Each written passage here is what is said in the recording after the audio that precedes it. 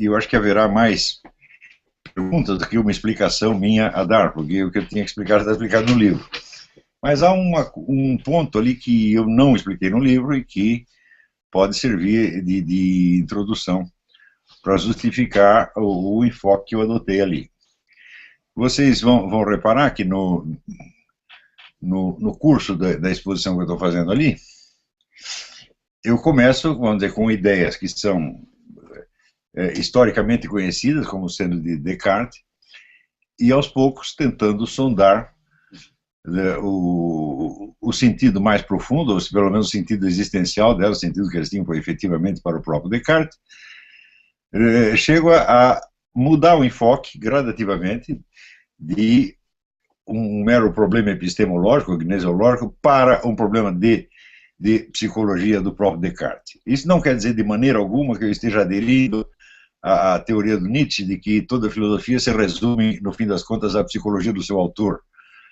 Não se trata, portanto, de explicar uma filosofia pela psicologia do autor, mas pela própria natureza do livro principal de Descartes, As Meditações de Filosofia Primeira, que é um livro autobiográfico, é uma autobiografia interior. Isso nos remete necessariamente, a dizer, aos fatos da vida interior de Descartes.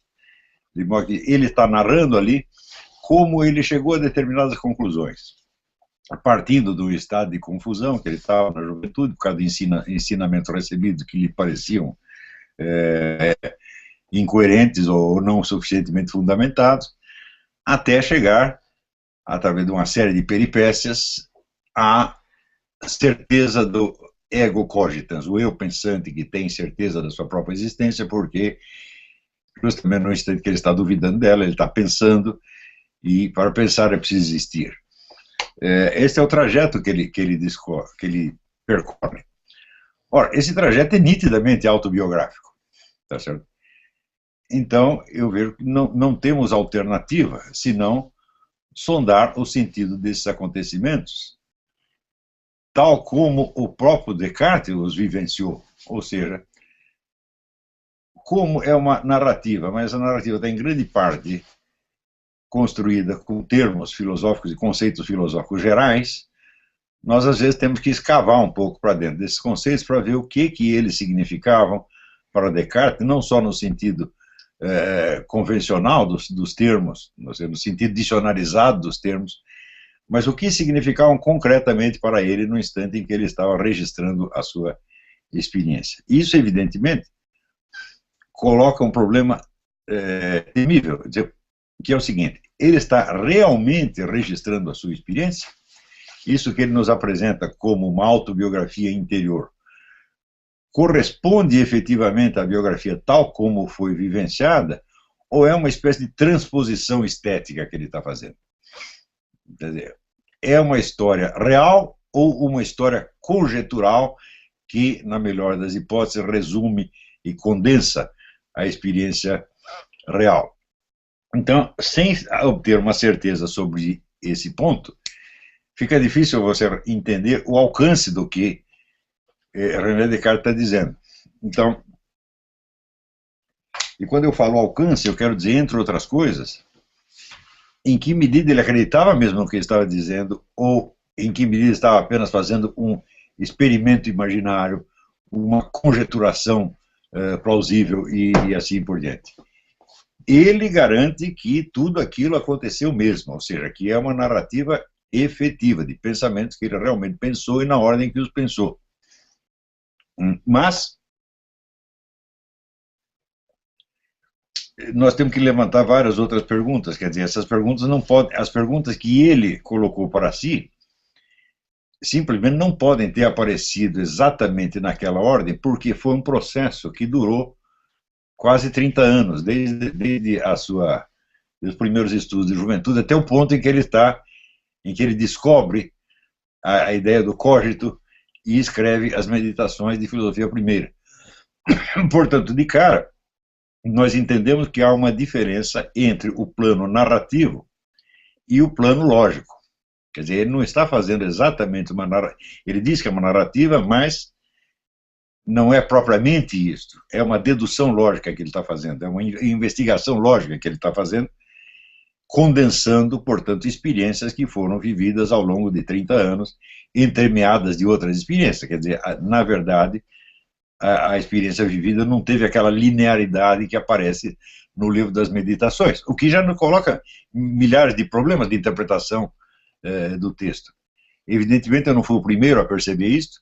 A bibliografia sobre René Descartes é riquíssima e tem alguns livros memoráveis a respeito, um dos quais escrito aí no Brasil pelo Dennis Rosenfield, né?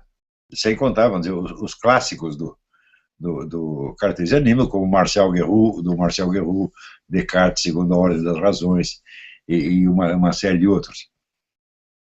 Então, eles perceberam todos perceberam essas dificuldades da exposição de Descartes. Só que a mim me pareceu que, em vez de tentar sondar biograficamente o que realmente aconteceu, como dizia Leopold von Ranke, a finalidade da história é contar as coisas como elas realmente aconteceram, em vez de fazer isso, eles tentavam justificar e reforçar, por assim dizer, a unidade lógica do sistema. De algum modo, os intérpretes de Descartes assumiam a palavra em nome de Descartes e costuravam os pedaços do sistema, reforçavam as partes faltantes e assim por diante. Talvez por medo de cair no psicologismo nietzschiano, né? Já que você está lidando com uma autobiografia, a tentação de você recuar para o domínio psicológico e explicar tudo pela psicologia pessoal do René Descartes é muito grande. Então, talvez, não posso garantir, mas talvez, para evitar isso, eles preferiam abordarem lógica sistêmica, isto é, montar o sistema de René Descartes. Isso é exatamente o que faz, vamos dizer, o melhor livro escrito sobre Descartes, que é o do Marcel Guerroux, onde ele tenta reconstituir não a sequência biográfica dos pensamentos, mas, ao contrário, a sua ordem lógica interna. Por isso que ele chama a ordem das razões. Por que Descartes pensou isto, pensou aquilo? Esse porquê não tem sentido causal, tem sentido lógico, né? Quer dizer, que razões nós temos para acreditar no que Descartes está dizendo? Tá certo? Então ele mostra, vamos dizer, a coerência do sistema. Porém, feito isto, sobram inúmeras questões. A primeira questão, que eu me coloquei já há muitos anos, acho que 20 anos atrás, foi a de que o experimento de René Descartes, quer dizer, a ideia da dúvida universal, não é realizável psicologicamente. Eu garanto que eu tentei, por todas as maneiras, fazer aquele experimento que, vamos dizer, vamos colocar uma dúvida sobre tudo, exceto aquilo do qual eu possa ter uma certeza evidente imediata. Isso não é realizável. E, no entanto, ele disse que realizou. Então, começamos com um problema. Então, a dúvida universal não é um experimento real. Ele é uma transposição, por assim dizer, estética de experimentos psicológicos que devem ter tido um conteúdo um pouco diferente, pelo menos. Eu falei, bem, se não foi esta a experiência, se a dúvida universal não é realizável, ele não pode tê-la realizado. Então ele realizou alguma outra coisa que, esquematicamente, transposta para o plano lógico, parecia a dúvida universal.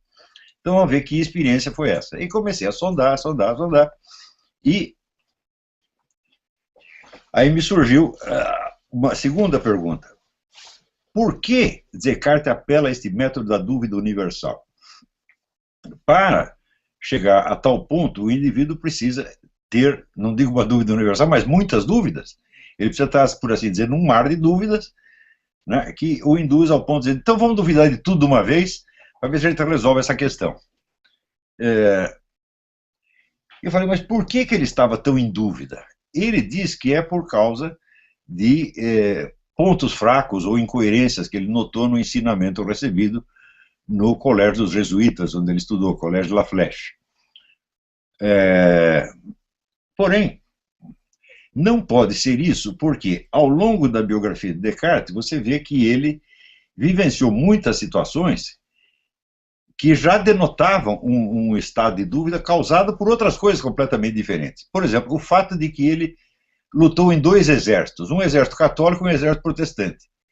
Eu digo, você faz isso, então, enquanto você está participando daquilo, você está, de algum modo, envolvido nos ideais que movem aquele exército.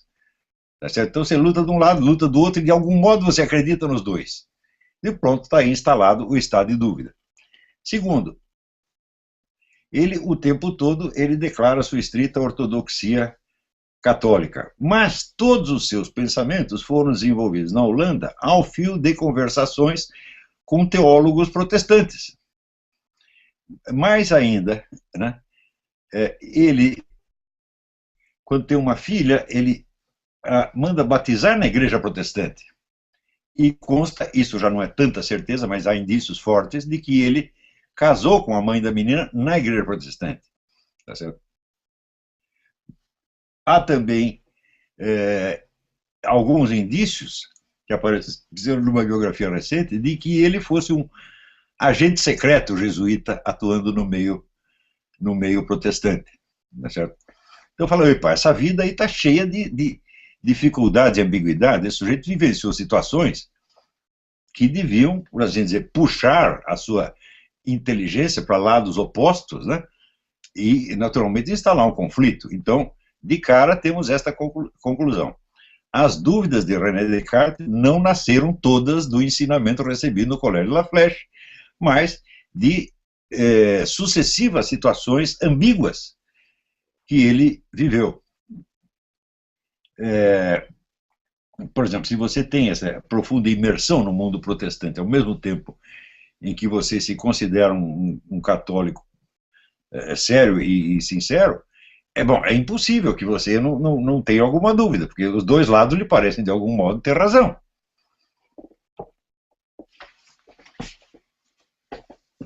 Daí é que aparece, então, o famoso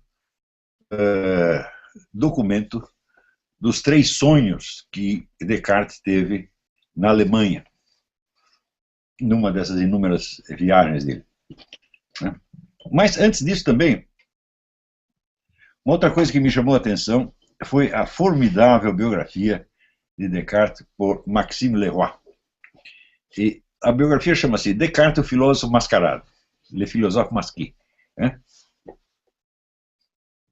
E ele mostra que Descartes, na sua vida inteira, ele, por um lado, era um homem do mundo, que frequentava salões, tinha amigos, era popular, e, por outro lado, tinha uma mania de segredo que era um negócio quase obsessivo. Ele não gostava que ninguém soubesse o que ele estava fazendo. De modo que a aparência que ele mostrava na vida social era realmente uma máscara. Essa ideia da máscara, o próprio Descartes assume. Ele adota como divisa a seguinte frase: eu caminho mascarado. E ele, num outro momento, adota a máxima: quem bem se escondeu, bem viveu. Então, além do homem ter vivido situações que o colocavam num mar de dúvidas, ainda tinha esse hiato entre a personalidade verdadeira, René Descartes, que ele tinha no íntimo, e a sua imagem pública. Não, agora, é difícil você dizer que toda a imagem pública era uma máscara. Não, de fato não era. Então você tem também a dificuldade. Quando eu estou sendo sincero, quando eu estou mentindo? Eu acho que ele também não sabia. Tá certo?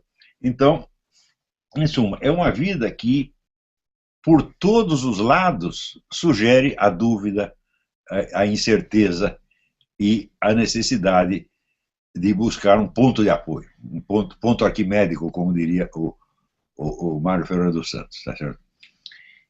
E essa busca do ponto arquimédico, a necessidade da busca do ponto arquimédico, aparece justamente no relato desses 3 sonhos que ele teve na Alemanha quando ainda era muito jovem, e que diz ele que foram estes sonhos que decidiram o seu caminho na vida. Né? Existem 2 versões desse sonho, né? Uma que foi registrada pelos seus primeiros biógrafos, e outra que depois foi encontrada num manuscrito por Leibniz. Leibniz visitou a casa de René Descartes e encontrou, né, lá um caderninho com o nome Olímpica, e ali estava a narrativa dos 3 sonhos. E ora, se Descartes diz que os 3 sonhos determinaram o seu caminho de vida, então é impossível que eles não sejam um documento significativo, não só sobre a psicologia de Descartes, mas sobre quais foram os experimentos, quais foram os fatos reais que inspiraram o curso da sua investigação filosófica. Portanto, eu não estou aqui nietzscheizando nada, não estou psicologizando nada, estou apenas tentando entender o sentido da filosofia de Descartes, tal como ela tinha verdadeiramente para ele. Isso aí, como demonstrou o grande historiador do platonismo, Paul Friedlander, ele diz que se você não sabe a que acontecimentos reais, a que experiências reais se reporta um conceito filosófico, você realmente não entende esse conceito filosófico. Você entende somente de uma maneira esquemática, que seria o mesmo conceito, tal como poderia ser pensado igualzinho por pessoas diferentes em lugares diferentes.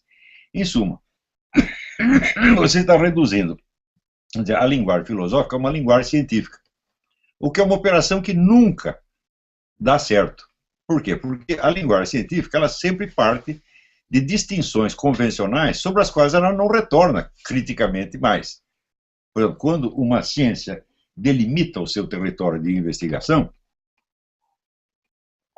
e coloca lá os seus, vamos dizer, os princípios metodológicos fundamentais que vai seguir, ela não pode voltar, vamos dizer, a esses mesmos princípios e esse mesmo problema com os seus próprios meios. Por exemplo, você decidir qual é o território de abrangência da química não é um problema químico. Não há meios químicos de você resolver isso. Quer dizer, você vai ter que recolocar a coisa em termos de metodologia da ciência ou de filosofia e não de química. Tá certo?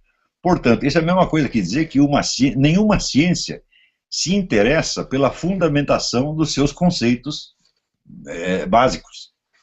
Ela parte desses conceitos básicos e toca a investigação daí para diante. Se esses conceitos mostrarem contradição, derem errado mais para dentro, então está colocada aí uma crise de fundamentos da ciência, e essa crise não pode ser resolvida pelos métodos da ciência mesma. Ela tem que ser equacionada em termos de metodologia, de lógica e de filosofia. Isso é a coisa mais óbvia do mundo. Quando se fala por a famosa crise de fundamentos da física no começo do século XX, ela não é uma discussão de física, ela é uma discussão de filosofia e metodologia, evidentemente, né? Quer dizer, como você poderia colocar, vamos dizer, recolocar em discussão os fundamentos de uma ciência mediante a própria ciência? Não dá para fazer isso, né? Então,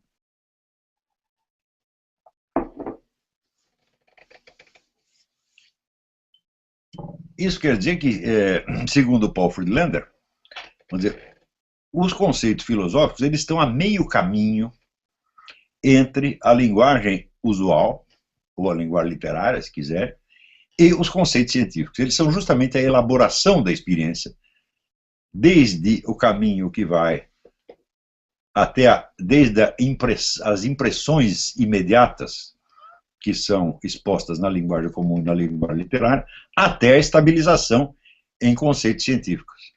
A filosofia está sempre no meio caminho. É ela que faz essa transposição de uma coisa na outra. Então isso quer dizer que você nunca está completamente no reino da ambiguidade e do sentido múltiplo, como está na linguagem poética ou linguagem vulgar, e você nem está no reino dos conceitos estabelecidos de uma vez para sempre, como está na ciência. Quer dizer, de uma vez para sempre não é bem de uma vez para sempre, mas os conceitos consensualmente estabelecidos. Nunca está nem num ponto nem no outro, você está fazendo o trajeto. Tá certo? Então é como se dissesse, não, nós partimos aqui do irracional para chegar ao racional. Nunca chegamos completamente lá. Tá certo? Sempre entre esta elaboração filosófica e os conceitos científicos existe um salto.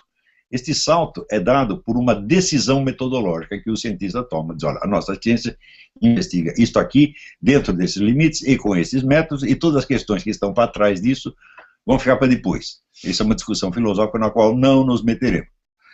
Então, isso quer dizer que reportar os conceitos científicos à experiência real, seja por meio da investigação biográfica, seja se você não tem os documentos suficientes, seja por especulação imaginativa, é uma operação obrigatória para o entendimento de todos os textos. Se você ler esta maravilhosa obra-prima, que é o Platão, de Paul Friedlander, é um livro difícil de encontrar, mas existe uma tradução americana, do qual você ainda encontra exemplares, né? Não sei porquê, esse livro nunca foi reeditado, só foi reeditado o primeiro volume. mas são três. Ele fez esses três, os três volumes são uma introdução às obras completas de Platão, que depois ele vai colocando volume por volume comentado. Então, a rigor, seriam uns 20, 30 volumes, né? Mas pelo menos os três nós temos acesso. E a coleção inteira só existe no alemão. Eu falo, bom, eu leio um pouquinho de alemão, mas eu ler 30 volumes de Platão em alemão seria um sofrimento horrível. Tá certo? É mais fácil até ler em grego, né? Porque se eu ler numa terceira língua não faz o menor sentido. Mas pelo menos os três volumes iniciais eu tenho e estudei bastante. E vi que o Paul Friedlander está montado na razão. Quer dizer, você entende um conceito quando você pega não apenas o seu sentido lógico, formal estabelecido, mas quando você sabe a que experiências, a que aspectos do mundo real aquilo se refere. E para isso só tem um jeito, você tem que sondar o que o autor, o que o filósofo via na hora que ele usava aqueles termos. Quer dizer, a que elementos do mundo real ele estava se referindo quando usava este ou aquele termo.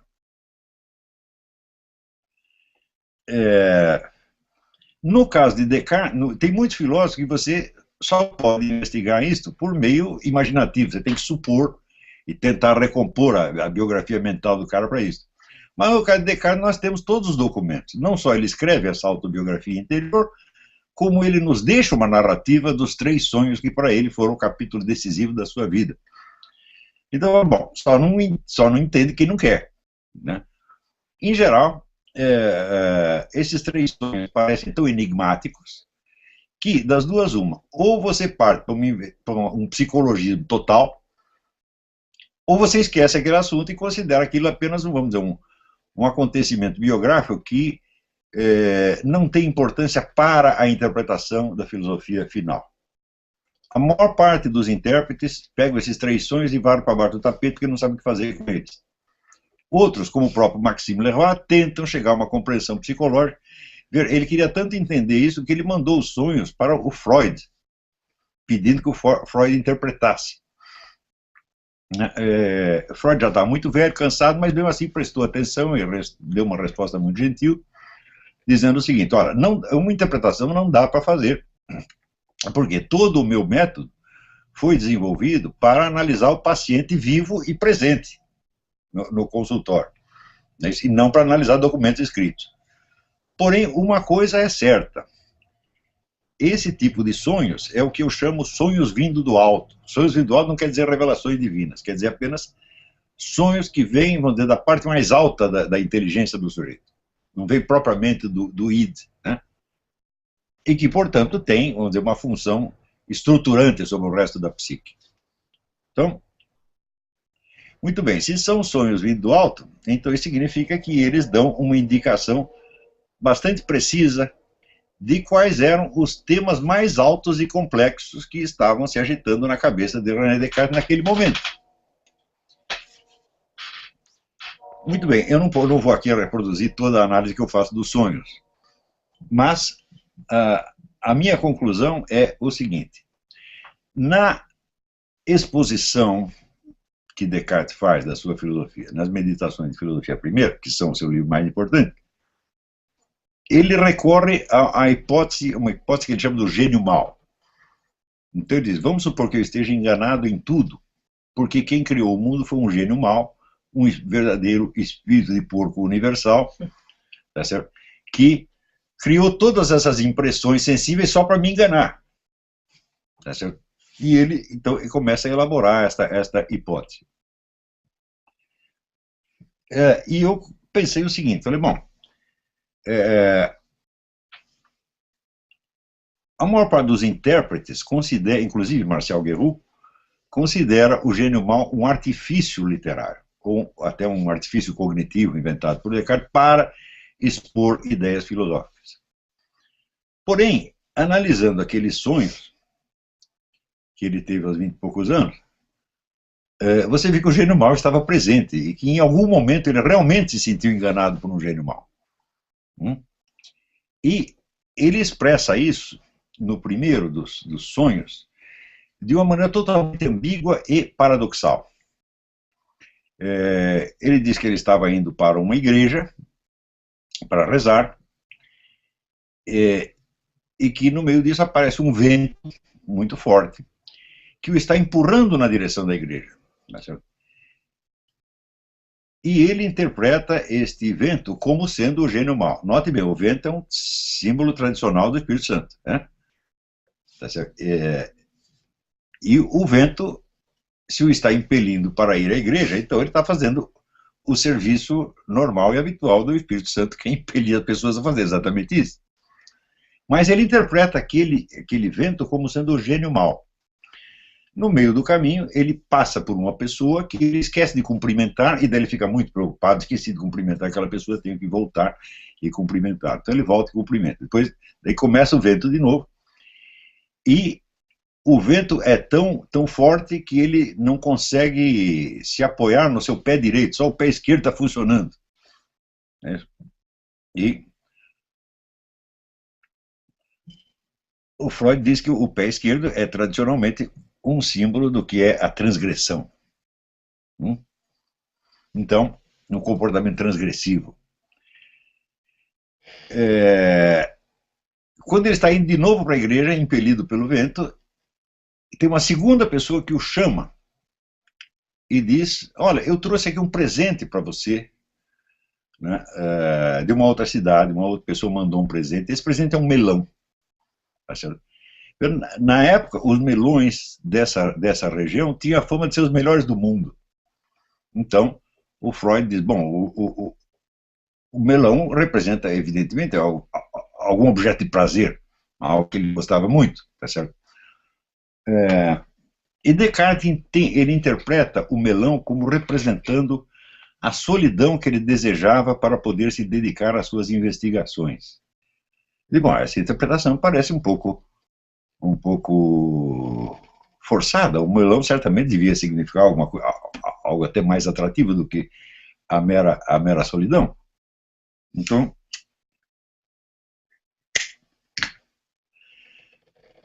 o que me pareceu ali é o seguinte, a narração está invertida. Quer dizer, ele coloca, vamos dizer, a ação do Espírito Santo que o está empurrando para ir na igreja, ele interpreta como se fosse o diabo.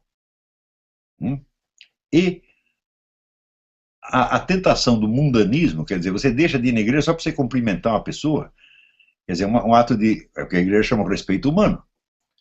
Né? Você deixa de atender ao chamado de espírito para atender a uma obrigação mundana. Né? E depois, para ir atrás de um objeto de prazer. Então, quando ele interpreta o vento como sendo o espírito maligno, me parece que ele está invertendo as coisas. A mesma inversão aparece depois nos outros sonhos. No segundo sonho, ele está fechado no seu quarto quando ele ouve um estrondo que parece uma tempestade como a do sonho anterior. Quer dizer, os sonhos um continua no outro. Né?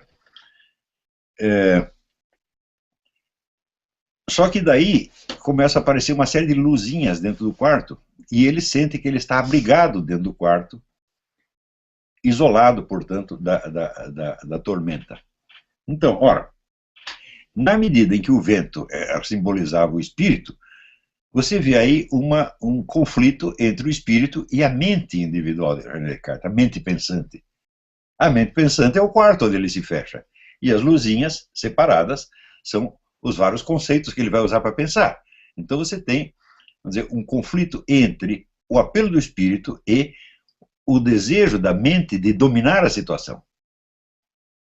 Essa interpretação me parece bastante óbvia, quase inquestionável. Então, conclusão.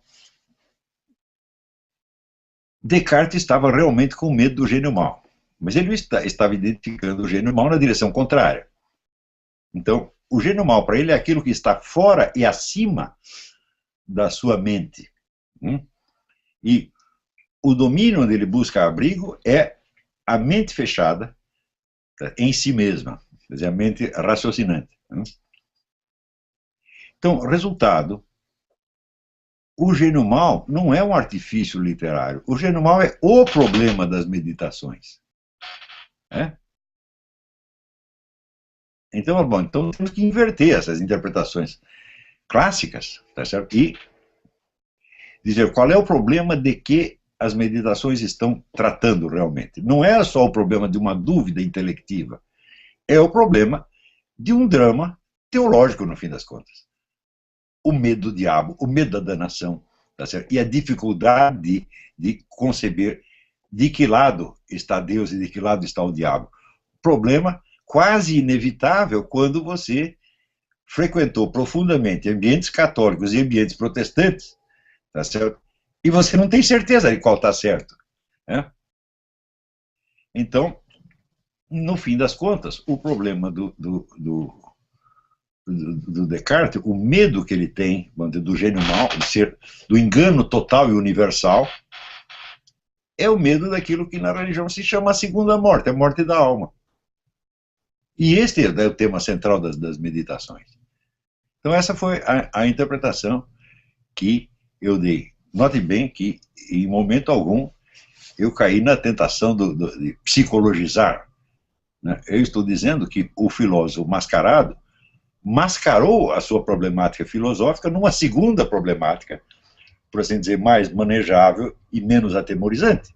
O indivíduo tem um problema teológico terrível e ele expõe aquilo como se fosse apenas um dilema epistemológico e procura tratá-lo por meios epistemológicos, como quem estivesse tentando vencer o diabo na base da discussão lógica, que é a situação que já foi vivida por Dante, né? Dante, quando visita o inferno, ele conversa com o diabo e vê que o diabo é muito mais inteligente que ele, né? Que o diabo tem um raciocínio lógico muito mais perfeito que ele, e o diabo ri da cara dele e diz: forse tu não pensaste que lógico fosse. Você não sabia que eu era lógico também. Então é a mesma situação, quer dizer, você terçar argumentos com o diabo na base da lógica é um recurso absolutamente impotente. Quer dizer, a defesa contra o diabo seria naturalmente apelar ao Espírito, né? A proteção do próprio Espírito Santo. Só que ele está fazendo o contrário, ele se fecha ao Espírito Santo e tenta se defender por meio do seu raciocínio pessoal. E daí surge toda a infinidade de enigmas na interpretação da filosofia de Descartes. Bom, a filosofia de Descartes não é bem aquilo que chamamos de filosofia de Descartes, não é bem a filosofia de Descartes. É, vamos dizer, uma cobertura lógica que ele deu a um problema muito mais difícil e muito mais dramático do que a mera dúvida cognitiva. Então essa é a minha tese. Infelizmente, o livro é composto de vários pedaços que foram escritos em épocas diferentes. Eu não acho que seja um livro que está bem escrito, não atende às minhas exigências estilísticas do momento, tá certo? Mas eu acho que esse tema é suficientemente importante para justificar que a coisa seja publicada do jeito que está. Não estou pretendendo com isso me substituir aos grandes intérpretes da filosofia de Descartes, sem os quais eu não teria podido fazer nada, porque eu tive que estudar essa gente toda para fazer isso.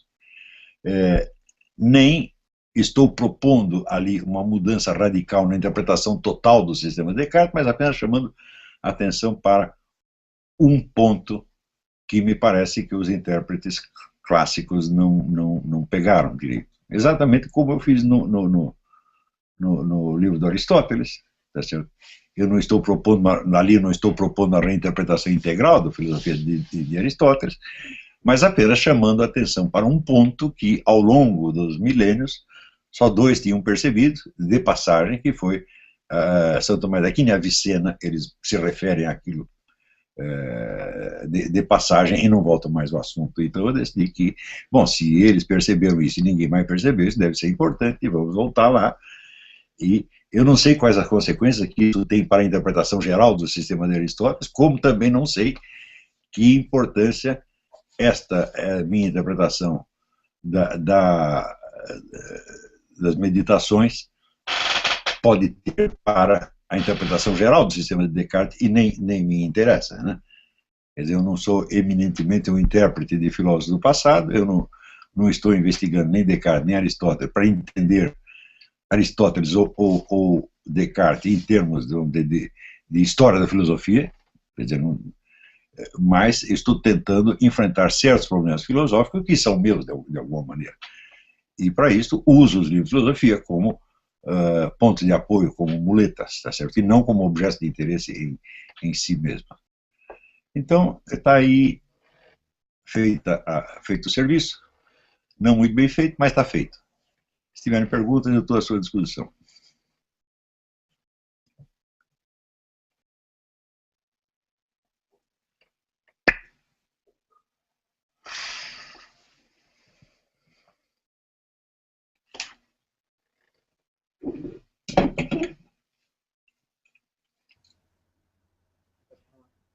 Boa noite, professor. Fale um pouco mais alto. Boa noite, professor. Tudo bem? Tudo bom? Eu gostaria de fazer uma pergunta que vai um pouco no sentido do último curso que o senhor ministrou, que foi o curso de Sociologia da Filosofia, né? Eu gostaria de saber por que dentro do panorama histórico do pensamento filosófico no qual o Descartes se inseria, na época barroca, na época do século XVII, por que todos esses elementos que o senhor mencionou, esses elementos de mascaramento de um problema em nome de outro, por que tudo isso passou despercebido pelo establishment filosófico da época, inclusive pelas grandes universidades, e, ao invés disso, o Descartes ele foi adotado nos séculos subsequentes como um modelo de rigor teórico, um modelo de segurança filosófica, do mesmo modo como aconteceu com Isaac Newton, que dedicou a maior parte de sua obra a temas esotéricos. Pouco dela foi dedicado a problemas científicos de relevo, e ele passou para a história como um modelo do rigor científico, especialmente pela mão de Voltaire. Gostaria de saber do senhor quais que são os motivos no campo da sociologia da filosofia, motivos históricos e filosóficos que levaram a construção de uma verdadeira hagiografia desses dois autores. Muito obrigado. Bom, no caso de Newton, a gente sabe que os papéis alquímicos e esotéricos dele foram todos escondidos, né, durante 3 séculos, e foram redescobertos por uma casualidade, quando o economista John Maynard Keynes os descobriu num leilão, uma pilha de papéis velhos, e ele viu que aquilo era manuscrito de Newton, comprou tudo e começou a ler, e foi ele. Se em economia ele fez um desastre, em historiografia da filosofia ele fez uma coisa maravilhosa, que é revelar ao mundo quem era o verdadeiro Isaac Newton, né?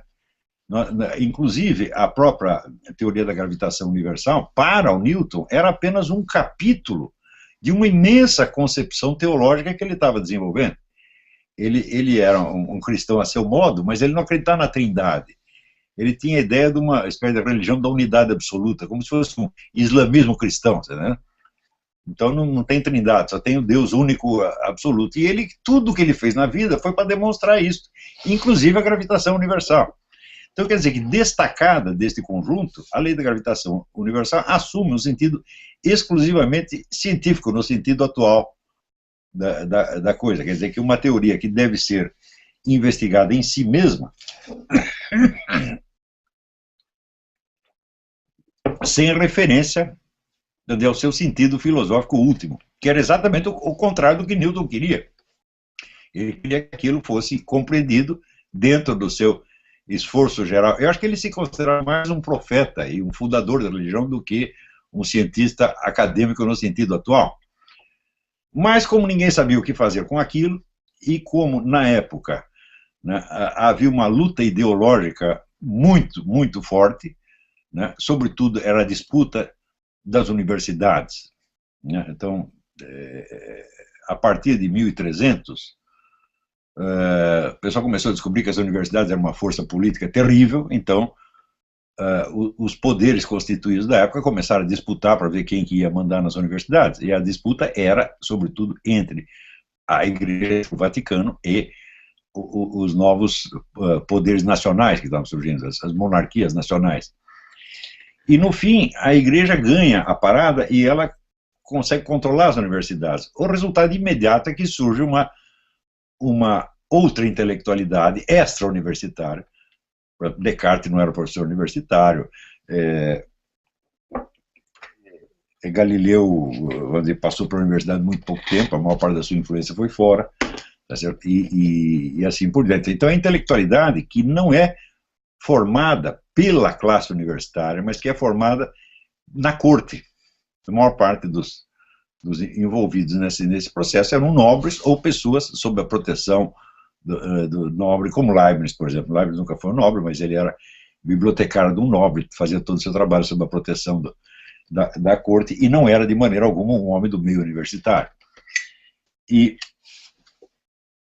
a luta para impor a autoridade desta nova intelectualidade foi uma briga de foice no escuro, uma coisa horrível, né? Então, a necessidade de afirmar a independência, né, dessa nova casta intelectual em relação à universidade e, portanto, à igreja, era uma coisa sentida, vivenciada com muita intensidade, né, na época. Note que isto teve 2 capítulos, pelo menos. Num primeiro capítulo, esses novos intelectuais, eles puxam contra a autoridade da universidade e da igreja todo um legado esotérico da antiguidade. Eles puxam livros de alquimia, de astrologia, de tudo que existia, né, e recolocam isso em circulação. Num segundo momento, existe um processo de acobertamento desse primeiro capítulo, onde, curiosamente, todo o depósito de conhecimentos esotéricos que essa nova intelectualidade havia trazido para a cena é atribuído à época anterior. Então é incrível, porque os mesmos caras que eram alquimistas, astrólogos, geomantas, etc., etc., de repente se vestem de uma nova roupagem, que é do cientista experimental moderno, na linha de Bacon. Não é isso? Aí também existe uma falsificação enorme, porque diz que Bacon é o formulador do método científico. Só tem o seguinte, ele expressa esse método, mas ele não usa em parte alguma, ele não é capaz de usá-lo. Quando tenta usar, ele chega a conclusões que são as mais absurdas, estapafúrdias. A ciência de Bacon é um treco absolutamente ridículo, né? E quando você vai ver o método científico tal como formulado por Bacon, é absolutamente inaplicável. Então o pessoal diz, foi Bacon que inventou o método científico. Sim, só que vocês não podem seguir o método de Bacon. Vocês depois de inventar outra coisa e atribuíram a Bacon, né? Então, nessa época, como em toda época de conflito ideológico intenso, existe um apelo à falsificação, ao sumiço de documentos e assim por diante. Isso aconteceu mesmo, né?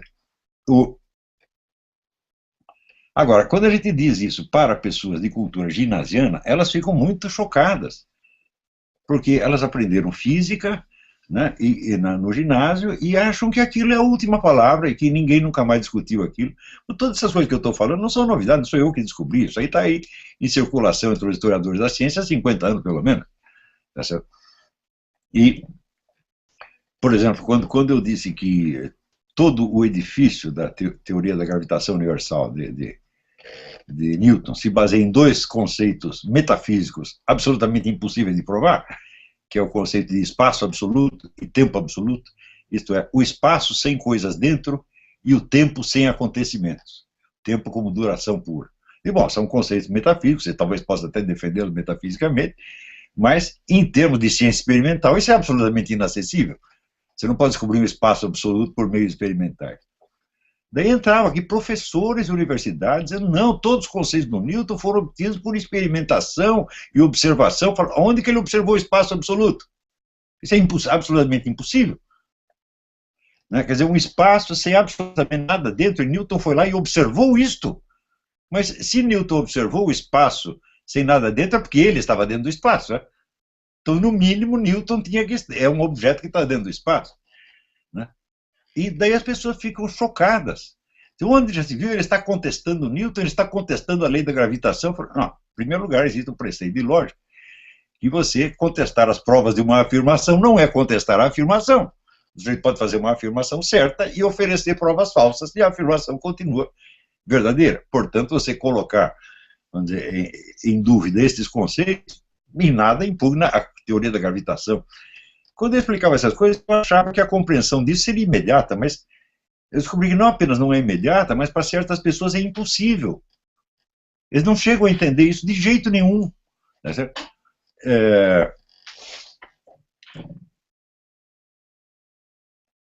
Mas ainda houve no século XX, houve um físico americano, Eugene, esqueci o seu sobrenome, Eugene não sei das quantas, que defendeu bravamente os conceitos de espaço absoluto e tempo absoluto contra Einstein.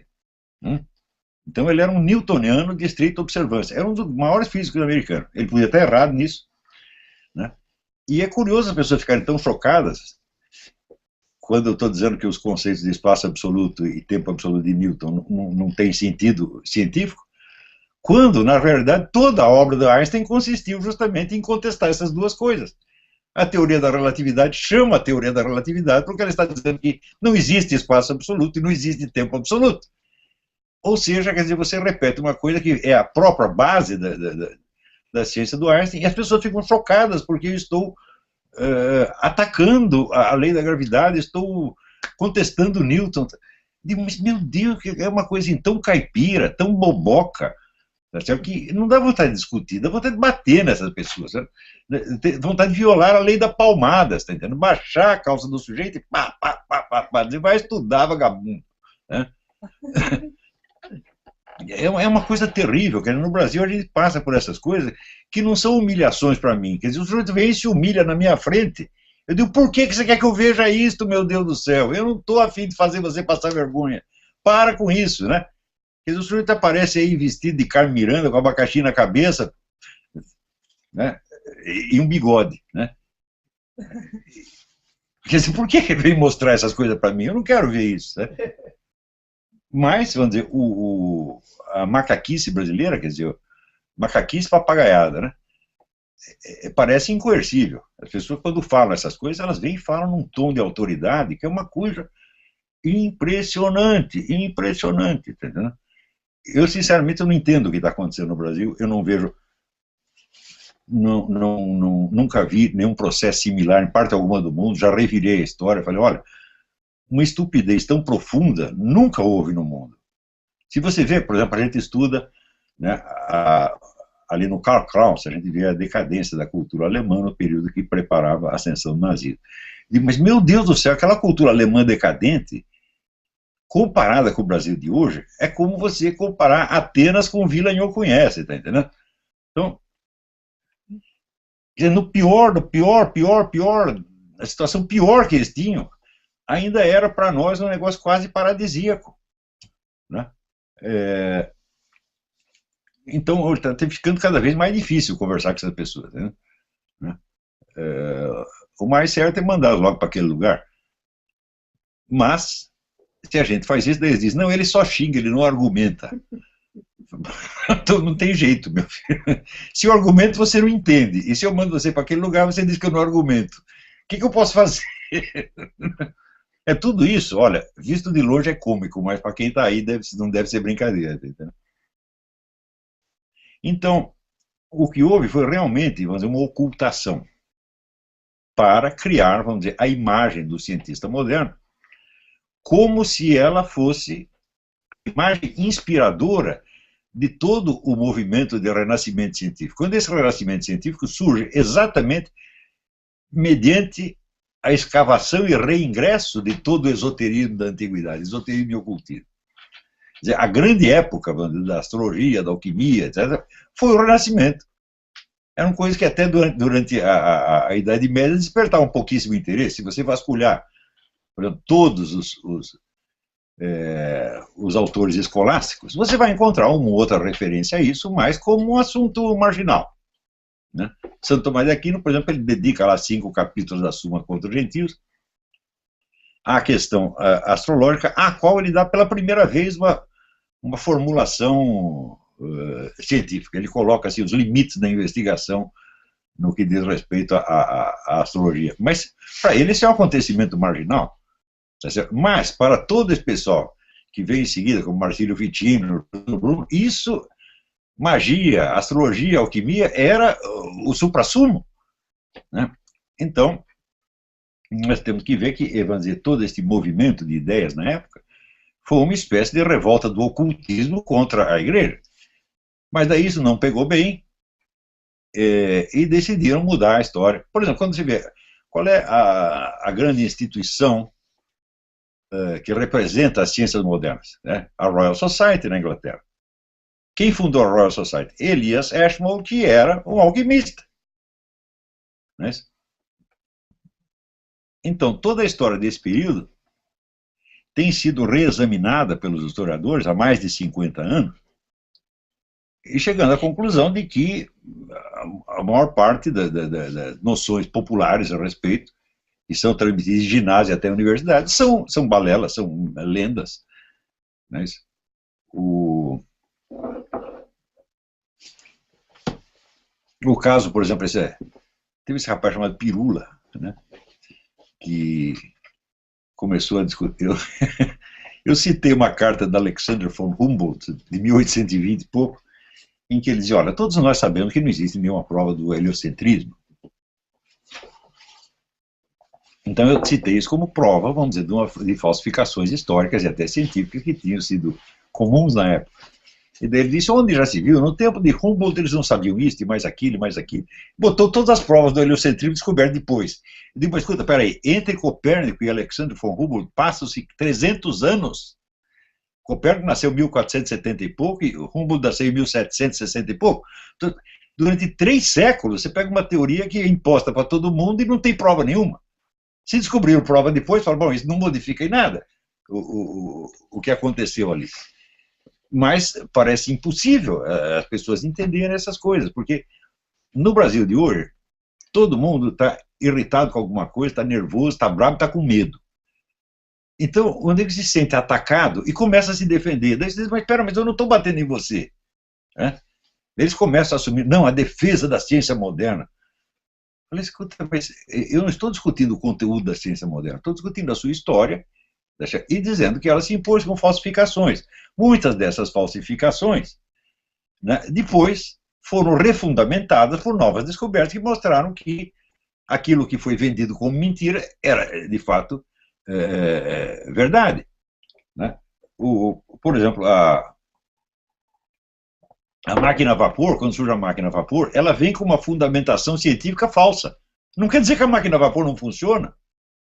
Você diz, olha, essa fundamentação não serve. Então você ou desiste da teoria ou você busca outra. É a coisa mais normal do mundo. Né? Por exemplo, você já tomou uma aspirina na vida. Até hoje ninguém sabe por que a aspirina funciona. O que não quer dizer que ela não funcione. Né? Também essa é outra confusão comum entre tecnologia e ciência. Os negros acham que se você é capaz de fazer uma aplicação tecnológica é porque a teoria por trás dela está certa. Fala, não.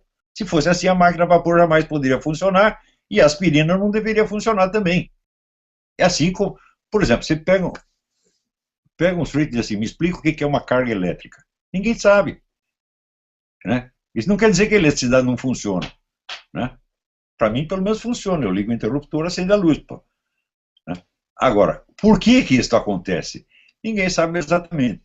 O pessoal, vamos dizer, a ciência, ela é eminentemente a busca de princípios explicativos para um certo universo de fenômenos já recortado e definido no início.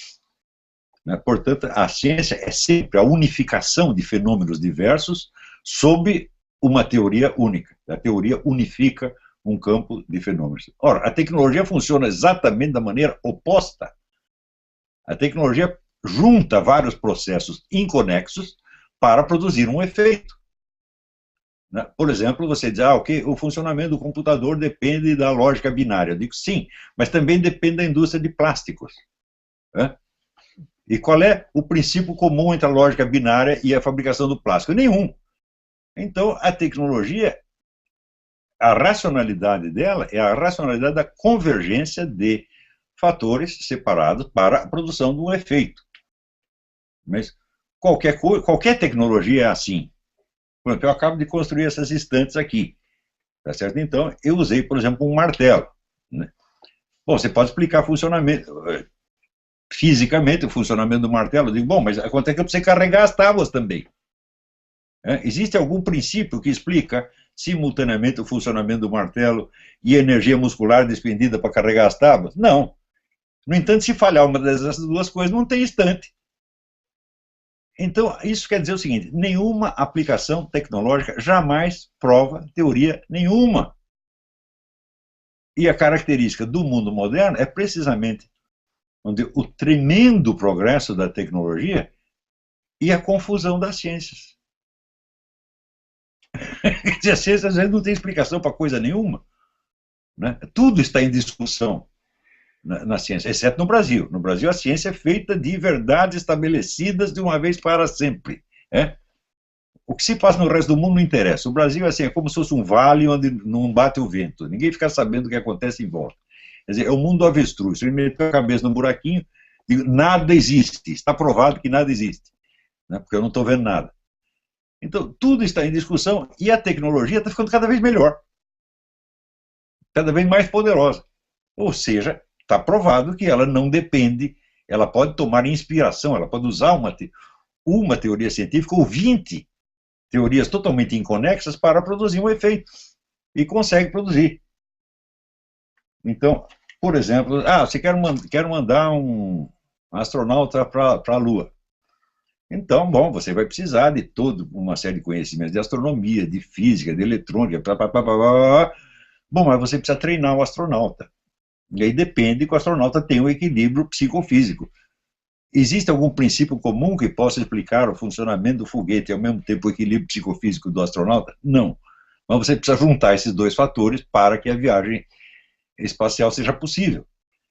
Quer dizer, eu estou falando alguma novidade? Será que isso é tão escandaloso assim? No entanto, o número de pessoas que me escrevem dizendo como você ousa contestar a teoria de Newton? Eu falo, primeiro que eu não estou contestando a teoria de Newton, eu estou contestando uma das provas dela. Se ela tem tantas aplicações em tecnologia, quer dizer, a confusão de ciência e tecnologia virou no Brasil um mandamento divino, um dogma. Então, olha, é por causa dessas coisas que o Brasil está desse jeito.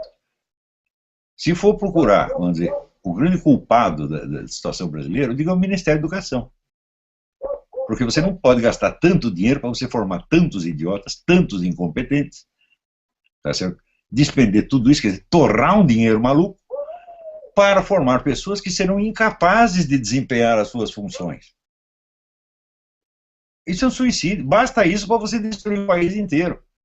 Não precisa nem levar em conta, esquece o banditismo, esquece as drogas, esquece tudo mais. Leva em conta só isso, você vê. Isso já basta para explicar. Né? Então, a minha proposta é a seguinte, fechar o Ministério da Educação e submeter as escolas à lei do consumidor. Isso quer dizer, se o filho está lá estudando, faz 4, 5 anos, ele não sabe ler, nem escrever, nem fazer conta, você vai na delegacia do consumidor e dá uma queixa contra a escola. Bastava isto, educação, em poucos anos nós teríamos a melhor educação do mundo, porque as escolas ficavam com tanto medo, tá certo?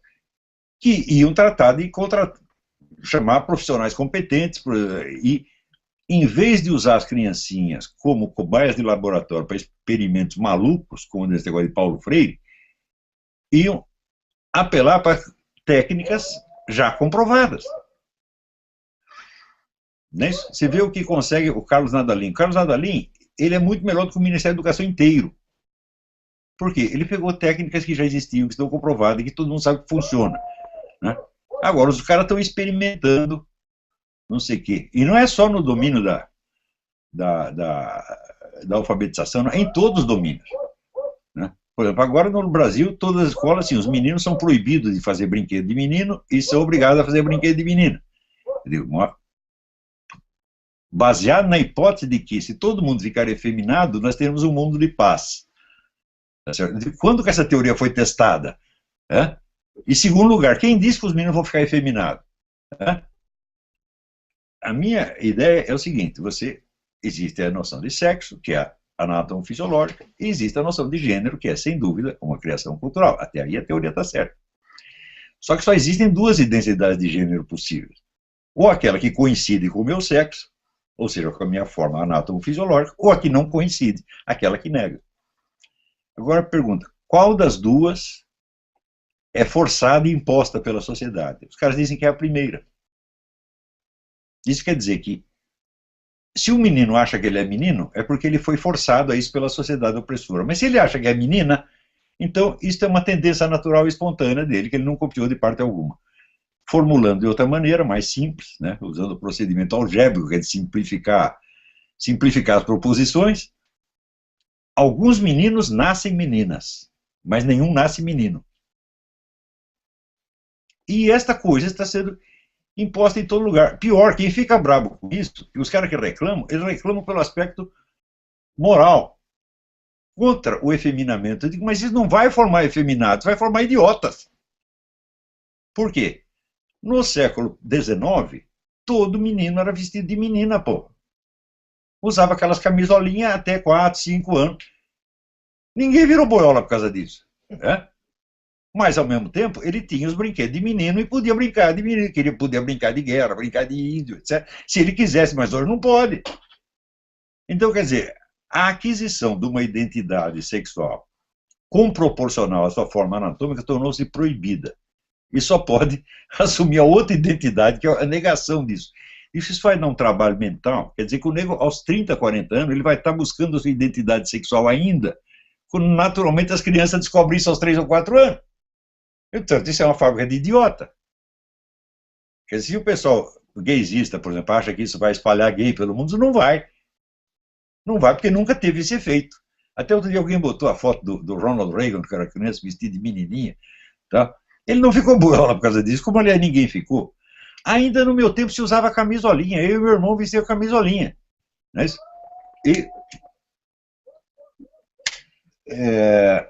só que vestia camisolinha, acordava, tirava a camisolinha e ia brincar de mocinha bandida, essa coisa toda, tá entendendo? Agora não, você não só tem que vestir a camisolinha, mas você tem que brincar de bonequinha, de casinha, etc. E nós sumimos com os brinquedos em forma de arma, essa coisa, tudo para você não ficar agressivo. Então, esta possibilidade que é inerente, vamos dizer, ao sexo masculino, que é de desenvolver a força física, a agressividade, etc., fica proibida. O nego vai descobrir isso quando ele tiver 30, 40 anos. Quer dizer, ele vai ocupar o seu tempo com uma bobajada sem fim. Né? O cara vai lá, pô, tá lá, o homem já é pai de família, mas eu sou menino ou menina. O que é isso? Ele é um boiola? Não, ele é um idiota completo.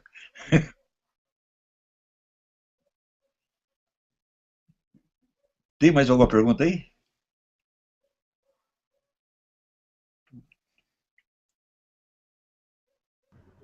Só um minutinho, Laura. Boa noite, professor. Tudo bem? Ah, tudo bem? Tudo jóia. Tem uma moça aqui que ela é acadêmica de medicina e tem um professor dela que numa aula, ele mencionou que não existem 2 sexos, mas 11 sexos. Então, se o senhor quiser comentar... Bom, nós reconhecemos o sexo, né, pela forma autoevidente do corpo da pessoa. Não é isso? Então, o Pedro, quando era pequenininho, uma vez ele chegou para a menininha, baixou a calça e mostrou para ela a sua identidade. Não é isso? E ela mostrou a dela. Não houve nenhuma dúvida a esse respeito. Agora, se você confunde o sexo anátomo-fisiológico com a constelação imaginária da pessoa, então não existem 11 sexos, existem 430. Não é isso? Então, ou mais. Tem gente que pode sentir atração sexual por um rinoceronte. Não é isso?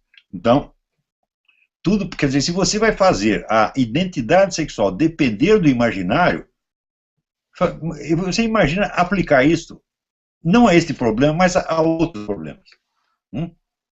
Por exemplo, os carros andam para frente ou para trás? Bom, eles andam para frente e andam para trás. Tem marcha para dentro, marcha para trás. Agora, comece a imaginar todas as direções para onde o sujeito pode ir. Então você vai ter que fazer carros com rodas que elas não viram assim, elas viram assim também. Você tá entendendo? É uma coisa de maluco. Você falar quais são as direções do espaço, né? Você tem para frente, para trás, para cima, para baixo, para direita, para esquerda. Essas direções máximas. O sujeito pode dizer, não, existem infinitas. Eu digo, sim, é verdade que existem infinitas, mas elas são balizadas por esta. Né? E são essas que você tem que aprender. Né? Eu me lembro quando eu era moleque, às vezes eu ficava doente muito tempo, e daí quando melhorar um pouco, tentar levantar, eu não conseguia. Eu falei, e como é que faz para andar mesmo, tá entendendo? Mas é porque eu tinha a noção do em cima e embaixo. Agora, e se eu tivesse que ter a noção de todas as direções possíveis e imagináveis? Né? Para ficar assim, 47 graus, né? 92, 15, eu ia ficar doido, pô. Então, quer dizer, o negro, evidentemente, ele está confundindo o sexo com o gênero. Ele dizer que existe 11 gêneros está muitíssimo enganado, existem muitos mais.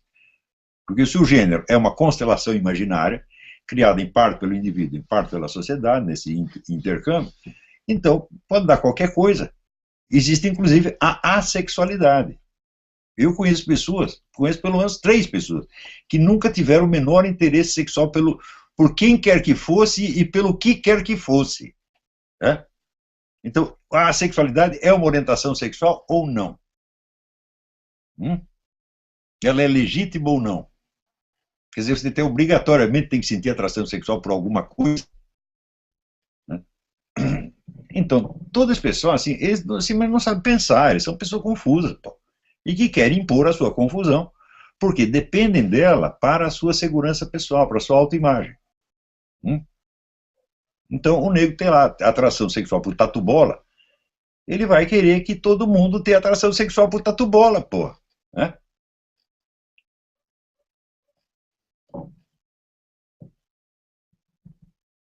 Então, o problema não é assim, o que aconteceria se os meninos brincassem de meninas? Eu digo, não aconteceria absolutamente nada. Eles iam brincar de menina e depois iam voltar a brincar de menino. Não é normal. Mas brincar de menino é proibido. Então, o problema não é, né, você ter acesso aos comportamentos do outro sexo. O problema é que os comportamentos do seu sexo ficam proibidos para você. E você vai descobri-los tardiamente. E vai ter todo um ar de coisa pecaminosa. Né? O menino fala, pô, estou tendo uma tentação de brincar de índio. Não pode, tem que brincar de índia. Né? Quer dizer, está criando dificuldade. Então é assim. Tem mais aí?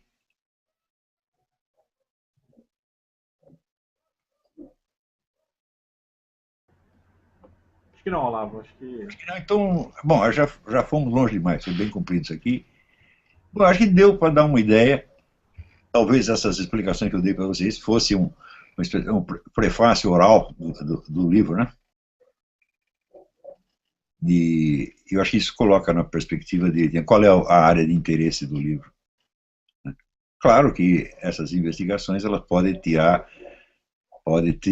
consequências muito maiores que eu nem mesmo imagino e que os leitores vão tirar essas consequências. Então, tá bom, muito obrigado a vocês, né? Muito obrigado à editora, ao CEDET, né? E aos futuros leitores. Tchau, tchau. Olavo.